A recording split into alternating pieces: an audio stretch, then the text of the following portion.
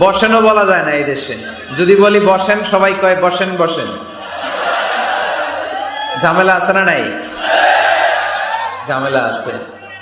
তো নিজ দায়িত্বে বসে যান, যাতে আমার বসেন বসেন বলা না লাগে। নোয়াখালীরা কয় বয়দা, আমরা কই আন্ডা, কুমিল্লায় কই ডিম। আছে না নাই?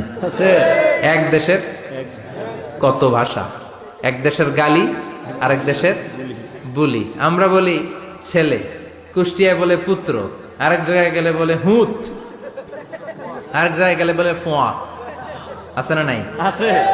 এক এলাকায় বলে বেটা ছেলে, ছেলেদেরকে বেটা ছেলে। মরদ ফোয়া, মরদ ফোয়া হইতে না, মরদ ফোয়া হদ্দে। আহা, কি ভাষার বৈশিষ্ট্য। তো যেটারে আমরা বলি ডিম, কোথাও বলে আন্ডা, কোথাও বলে বয়দা। এক যুবক হুজুরের কাছে দোয়া চাইছে, হুজুর দোয়া করেন আল্লাহ যেন আমার একটা ছেলে দেয়। কি দেয়? ছেলে হয় নাই। পরের বছর আইসা আবার দোয়া, হুজুর দোয়া করেন আল্লাহ যেন একটা ছেলে দেয়। হুজুর আবার দোয়া করলেন, ছেলে হয় নাই। তৃতীয় বছর আবার, হুজুর দোয়া করেন আল্লাহ যেন একটা ছেলে দেয়। হুজুর কয় ঘটনা কি? এদিকে আসো বাবা, তুমি কি বিয়ে করছো? কয় না, বিয়া তো করি নাই। তো বিয়া না করলে তোর ছেলে হবে কেমনে?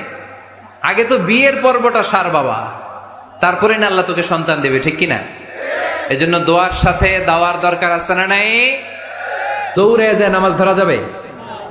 খবরদার, ধীরস্থির ভাবে যাবেন। হাঁটার মধ্যে একটা গুরুত্ব দিয়ে তাড়াতাড়ি ধরতে চাবেন, কিন্তু দৌড়ে যাওয়া যাবে? নিষেধ করেছেন। অনেক মুসল্লিরা এটা করে। ধরেন মাগরিবের নামাজ, অজুখানাতে মুসল্লিরা অজু করতেছে, ইমাম সাহেব নামাজ শুরু করেছেন, আল কারিআতু মাল কারিআ ওমা আদরাকা মাল কারিআ। মুখস্থ আছে না সবার? মুসল্লি মনে করতেছে অজু হয়েছে আমার অর্ধেক, এখন যদি তাড়াতাড়ি অজু না করে দৌড় না দেই রাকাত পাওয়া যাবে। রাকাত পাওয়ার জন্য দিছে দৌড়। মসজিদে হচ্ছে টাইলসের মসজিদ, পিছলায় পয়রা মুসল্লি একদিকে, লুঙ্গি আরেকদিকে। আছে না নাই? আমার কাছে খবর আছে এরকম পা ভাঙছে অনেকের। রাকাত ধরার জন্য মুসল্লি তাড়াহুড়ো করে দিছে দৌড়, মুসল্লি একদিকে লুঙ্গি, ঠ্যাং ভাঙ্গা শেষ, এখন ল্যাংড়া। বিশ্বনবীর কথা মানে নাই, ওটারে ল্যাংড়া বানাইছে কে? আল্লাহ। এই জন্য বিশ্বনবী বললেন খবরদার দৌড়ে যাবে না, একামত হয়ে গেলে ধীরস্থির ভাবে যাও। কেননা দৌড়ে দৌড়ে আপনি কার দরবারে যাবেন? উনি তো সব রাজার বড় রাজা, মহারাজা। মহারাজার দরবারে তাড়াহুড়ো করা যায় নাকি? না। পণ্য চালানোর জন্য মিথ্যা কথা বলে আর কসম কাটে, আসে না নাই? আহা, এমনটা করা যাবে? সকালবেলা স্ত্রীরে বলে এই গরুগুলা বিক্রি করবো, তুই একটা দাম কত কমো? স্ত্রীরে শিখাই দিচ্ছে এই গরুর দাম তুই 40,000। তো বউ বলে ঠিক আছে, দাম পেলাম 40,000। তো এরপরে বাজারে যখন গরু বিক্রি করতে যায়, একজন যখন বলে যে ভাই এটা 30,000 টাকা দিয়ে কিনবো, ভাই আল্লাহর কসম সকালে একজন 40,000 দাম কইছে, আমি দেই নাই। আছে না নাই? কৌশল করে, বউরে শিখাইছে সকালে, তুই দাম কর 40,000। তো বাজারে যায় সকালে একজন দাম করছে, দাম করে কইছে 40,000 দেই নাই, আপনার 30,000 কেমনে দেই?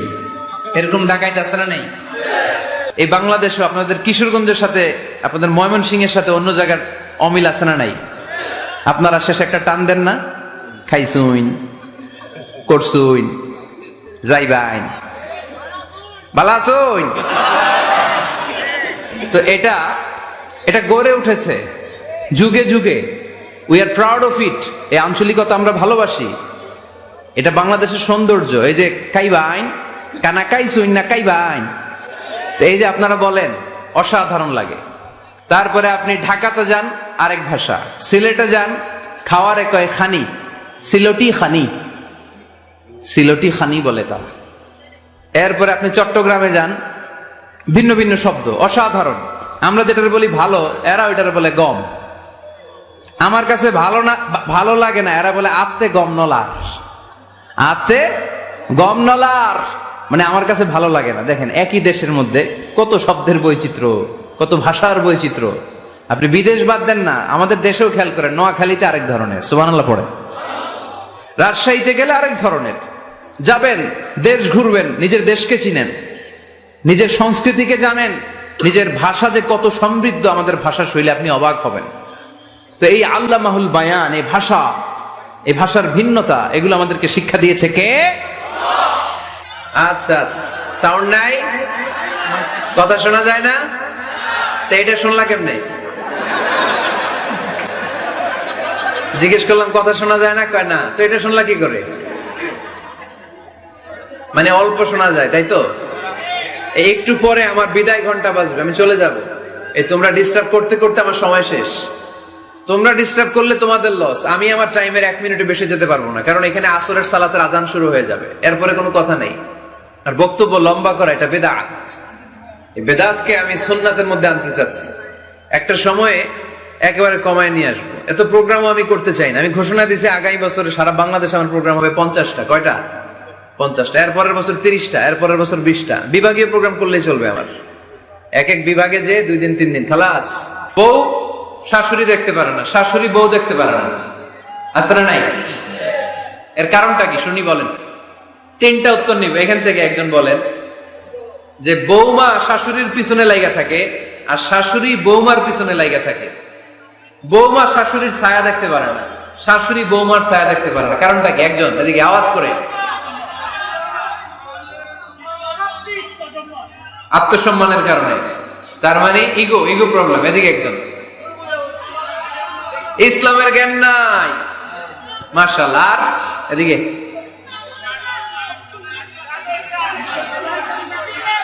স্টার জলসা পাওয়া গেছে।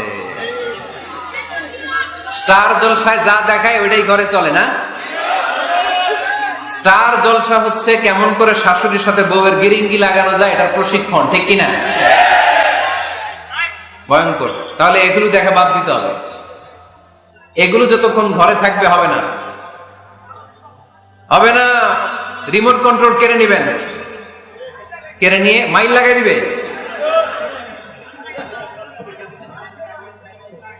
একটা ক্ষুধার্ত বাঘ 1 মাস খায় নাই, তারপরে হরিণের মাংস পাইছে। ওই বাঘের বুঝ দিলেও বাঘের কাছ থেকে হরিণের মাংস টেনে নেওয়া যায়, কিন্তু আমাদের মা বোনদের হাত থেকে হিন্দি সিরিয়ালের জন্য টিভির রিমোট কন্ট্রোল কেড়ে নেওয়া যায় না। দিবে না রিমোট কন্ট্রোল। ছেলেরে প্রশ্ন করে, তোর কাছে তোর বউ বড় না আমি বড়? আছে না নাই?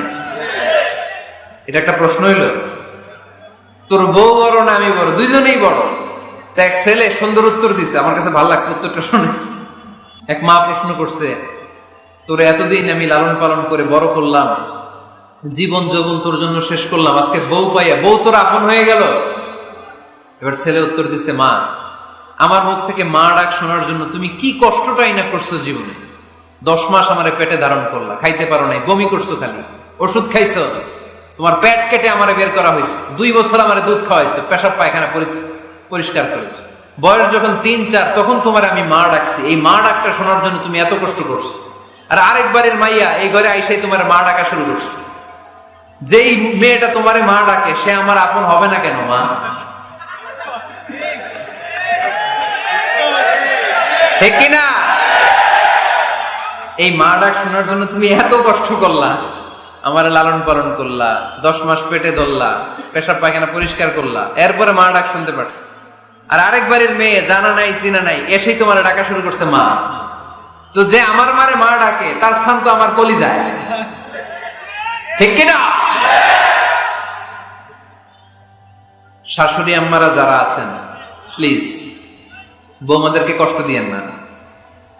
বৌমারা আপনাদের কেন যদি আমার মাইকের আওয়াজ যায়, অল্প কিছু টেকনিক অবলম্বন করলে আপনি আপনার শাশুড়ির মন জয় করতে পারবেন। চুল যখন আশ্রাবেন আর শাশুড়ির মাথা যখন তেল দিয়ে দিবেন, তখন অতীতের কথা জিজ্ঞেস করেন, দেখবেন অতীতের স্মৃতিতে হারিয়ে গিয়েছে আপনার শাশুড়ি। কে জিজ্ঞেস করবেন জানেন? জিজ্ঞেস করবেন, আম্মা জান মুক্তিযুদ্ধের সময় আপনার বয়স কত ছিল? ওই সময় মুক্তিযুদ্ধের সময় আপনাদের এলাকায় কি কি হয়েছিল মা?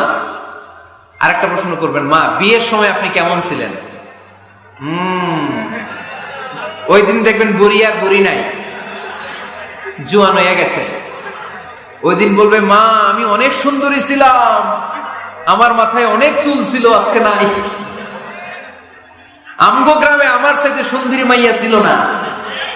অতীতের স্মৃতিতে স্মৃতি হাতড়াতে হাতড়াতে তিনি হারিয়ে যাবেন। আল্লাহ রাসূল সফর করলে কোন স্ত্রীকে নিয়ে যাবেন তিনি স্ত্রীদের নাম লিখে লটারি করতেন। সুবহানাল্লাহ নাই? কি করতেন? কোরআ, আরবিতে বলে কোরআ, বাংলায় বলে লটারি। এই লটারি জায়েজ, এই লটারি জায়েজ আছে। স্ত্রীদের নাম লিখে কোরা করতেন লটারি, যার নাম আসতো তাকে নিয়ে আল্লাহর হাবিব সাল্লাল্লাহু আলাইহি ওয়াসাল্লাম সফরে বেরিয়ে যেতেন। সফরে স্ত্রীদের সাথে দৌড়াদৌড়ি করতেন, সুবহানাল্লাহ পড়বেন না? আম্মা জান আয়েশা রাদিয়াল্লাহু তাআলা আনহাকে আল্লাহর হাবিব সাল্লাল্লাহু আলাইহি ওয়াসাল্লাম এত ভালোবাসতেন, আল্লাহর হাবিব সাল্লাল্লাহু আলাইহি ওয়াসাল্লাম বলতেন, আয়েশা চলো দৌড়াদৌড়ি করি। ওই যে দেখা যায় খেজুর গাছ, চলো কে কার আগে যেতে পারে। দুইজন দৌড়ালেন। বিয়ের প্রথম দিকে আম্মা জান আয়েশা রাদিয়াল্লাহু তাআলা আনহা ফার্স্ট হয়ে গেলেন, কারণ তখন তিনি চিকন ছিলেন, এত মোটা ছিলেন না। আবার অনেক বছর পরে আরেক সফরে যখন আম্মা জান আয়েশা সফরে লটারিতে নাম আসলো, ওই সফরে আবার আল্লাহর হাবিব সাল্লাল্লাহু আলাইহি ওয়াসাল্লাম বললেন, আয়েশা চলো আজকেও দৌড়াদৌড়ি করি।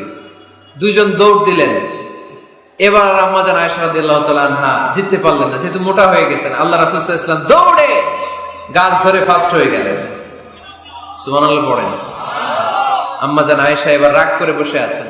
আল্লাহর হাবিব সাল্লাল্লাহু আলাইহি ওয়াসাল্লাম বললেন, হাদিহি সাফকাতু বিতিল, ওই যে কয়েক বছর আগে আয়েশা একদিন রাতে তুমি আমারে হারায় দিছিলা, আজকে তোমারে হারায় ওটার প্রতিশোধ তুলে নিলাম। সুবহানাল্লাহ পড়তে পারলেন না?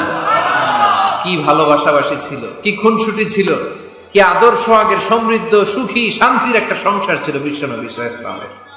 তিনি স্ত্রীদের সাথে খোশ গল্প করতেন, বিনোদন করতেন, হাসি ঠাট্টা করতেন। তবে এই বিনোদন ছিল সুস্থ বিনোদন, এই রসিকতা ছিল সুস্থ রসিকতা, ঠিক কিনা?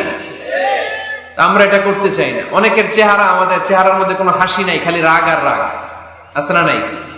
অনেকে দেখবেন 5 বছর একবারও হাসে নাই। সুজানগরে আলহামদুলিল্লাহ এরকম নাই। সুজানগরের এই যে সবাই হাসতেছে, সবার মুখে হাসি। হাসবেন, মুচকি হাসবেন, মুচকি হাসি দেওয়া সুন্নাত। আর মুচকি হাসতে পয়সা লাগে না। পয়সা লাগে তো হাসেন না কেন? মুচকি হাসেন, হাসি দেওয়া সুন্নাত।